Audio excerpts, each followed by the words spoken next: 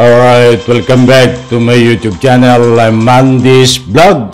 Ito, mga kaibigan, nako po, ito na ang matindi.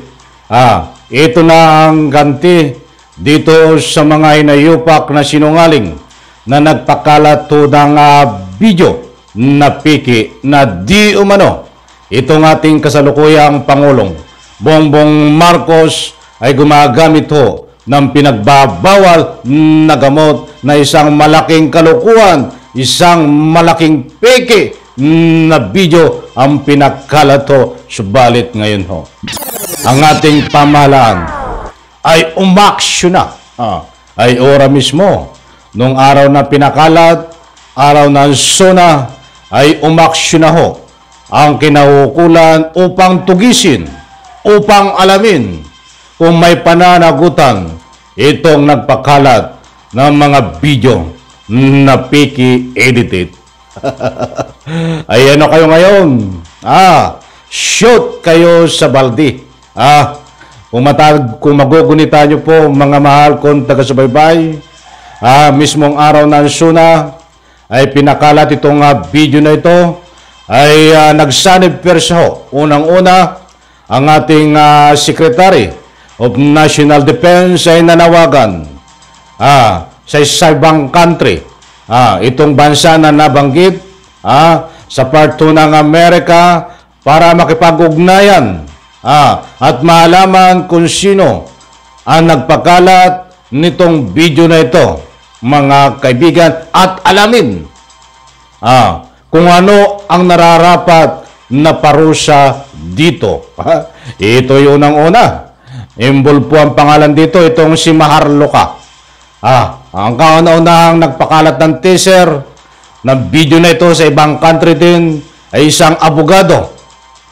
Bago mag-SONA. SONA ngayon, halimbawa SONA ngayon, nung bago mag-SONA ay pinakalat ho isang araw before. Ang araw po ng SONA ay pinakalat naman itong si Maharlika na nandiyan po sa ibang country, mga kaibigan. Nagsanib persa na, mga kaibigan. PNP, AFP, DILG, NBI, ano pa ba? Lahat ng ahensya po ng gobyerno ay gumalaw na, nakipagtulungan kung ano ang dapat maitulong upang sa ganun mapanagot ang mga pangalan no dito na involved. Mga kaibigan. Nasaan na kayo? Lagot kayo. Bakit kayo nag-erase ng video? Yung mga nagpakalat to nito, mga DD shit vlogger, bakit kayo nag-erase ng video? Maharlika. May isang abogado ho dito, mga kaibigan, na sangkot din na mismo kilalang-kilala nyo itong abogado na ito. Na siyang naunang nagpakalat to ng teaser sa ibang country din, na sinundan naman ng pinalabas ang full video nitong si Maharlika sa araw ng SONA, mga kaibigan. Ito po ay isang maliwanag na destabilisasyon sa ating gobyerno, kaya't nagkakaroon po ng pag-iimbestiga ang ating mga kinaukulan. Buhat po sa ABS-CBN News, bigyan po natin ng kaunting komentaryo. Nandiyan po sa screen ang ika nga po isang artikulo, mainit na balita. Ito po, pinakita ko po sa inyo ang resibo. Buhat sa ABS-CBN News, inaanyayahan ko po kayong pakinggan, panoorin, at nasa ganun po ay lubos po nating maunawaan. Ito po ang nilalaman. Makikipagtulungan umano ang AFP at DND sa lahat ng ahensya ng gobyerno para panagutin ang mga taong nasa likod ng peking video ni Pangulong Ferdinand Marcos. Ayan ho, ang katibayan. Ito po ay usapin na dapat talaga na managot ang mga pangalan ho na sangkot dito. Vloggers na nakipagtulungan ho. Ito yung tinutukoy ko ay mga DD shit vloggers ng mga kasangkot ho sa pagpapakalat ng peking video na ito. Mga kaibigan, ito po ang ating pamahalaan. Ang mga pangalan at ahensya na nabanggit ho dito sa pangunguna po ng AP, DND, Kapulisan, NBI at ano pa mang ahensya ay seryoso po, hindi po ito nagbibiro. Seryoso po na panagutin ang mga ganitong klase na paninira sa kasalukuyang Pangulong Bongbong Marcos. Ang akala ho ng iba sila ho ay nagbubunyi. Lalong-lalo na itong mga didisit vlogger. Para mga buang, ito po ang tunay na bangag. Dahil nung pinakalat ho ora mismo, ang video sila ho ay palakpakan tayo nga, sinisigaw, na ika nga po'y mapapatalsik na sa gobyerno. Mapapatalsik na diyan sa Malacanang ang kasalukuyan nating mahal na Pangulo. Mga ulol kayo. Kayo ang tunay na bangag. Kayo ang tunay na gumagamit na pinagbabawal na gamot. Dahil kung kayo ay mga normal na mga tao, hindi nyo magagawa ang ganyang mga gawain na paninira. Ay gawain lang una mga siraulo ini. Kaya kayo ay mga siraulo. Kaya gawain lang ng mga bangag ini. Kaya kayo ang tunay na bangag. Hindi mo magagawa na normal na tao yan.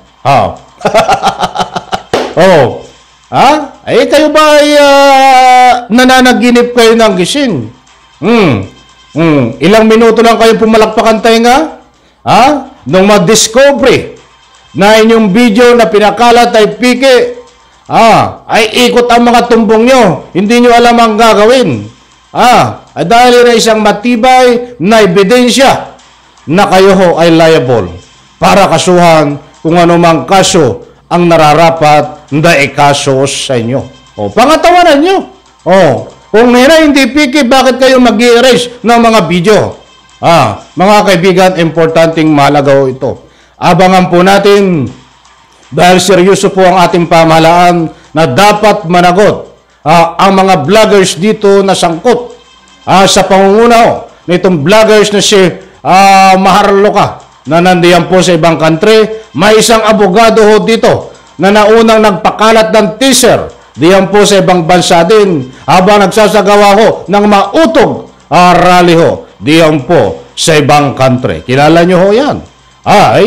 Sana ho ito ay maging daan para madisbar itong abogado na ito na ika nga po'y ngawa ng ngawa.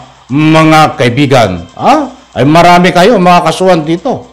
Mga kaibigan, yung mga nag-share ng video na mga sangkot na identified naman na ito ay pawang kalukuhan, kasinungalingan ang ginagawa ang mga DD vlogger na ito. Yan po mga kaibigan ay sangkot din ayon sa pinaliwanag ng mga kinaukulan. Mga kaibigan. Maraming salamat, Secretary Abalos, DILG, maraming salamat. Shout out, Gibo Chodoro, ang ating Secretary ng National Defense, Hipe ng ating Republika ng Pilipinas sa Kapulisan, General, ang ating Hipe ho. At siyempre sa lahat ng tumutulong dito, kung paano magkaroon po ng tamang paraan, sa legal na paraan para mapanagot ang mga sangkot dito. Maraming salamat po sa inyo dahil alam ko ginagawa nyo lang ang trabaho para maprotektahan ang mga tao ng mga siraulo na gumagawa ng paraan para mapabagsak ang ating gobyerno. Maraming salamat ho sa inyong mga trabaho na ginagampanan. Mga kaibigan, abangan po natin. Dahil ito ho, alam ko ho, talagang may mananagot. Abangan po natin dito ang mga pangalan na dapat kasuhan dahil hanggang ngayon po ay nagkakaroon po ng malinis na pag-imbestiga. Lumabas na po ang investigasyon ayon po sa NBI, ayon po sa PNP ng mga dalubhasa na nagsuri. Ito po ay isang peke, mga kaibigan. isang kalokohan, isang uri ng destabilisasyon, mga kaibigan. Kaya't abangan po natin dito kung sino ang mga vloggers na papangalanan na sangkot upang kasuhan, mga kaibigan. Naniniwala po ba kayo? Dito, sa ginagawa na investigasyon, nagsasanib version na ang ating mga iba't ibang ahensya ng pamahalaan ay makakasuhan itong si Maharlika at iba pang sangkot dito ho na nagpakalat ng mga video. Any reaction, diyan po sa comment section. Inanyayahan po kayong magbigay ng anumang public opinion. Muli po, maraming salamat. Pagpalain po tayo lahat. Huwag po kayong magsawa, magbigay ng anumang komento, public opinion. Diyan ho sa comment section. Isang like lang ho sa video na ito. Sa lahat ng hindi nag-skip ng ads, maraming salamat. Pagpalain po tayo lahat. Bye-bye. Palakpakan.